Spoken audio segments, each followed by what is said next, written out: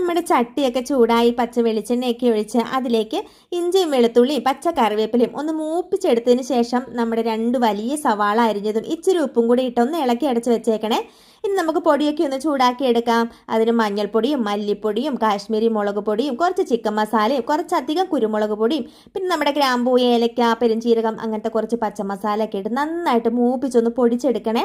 നമ്മുടെ ചിക്കൻ്റെ അകത്തേക്ക് നന്നായിട്ട് തേച്ച് പിടിപ്പിച്ച് ഇച്ചിരി കൂടെ ഉപ്പൊക്കെ ചേർത്ത് നന്നായിട്ട് തിരുമ്മി തേച്ച് പിടിപ്പിച്ചെടുത്തിട്ടുണ്ട്.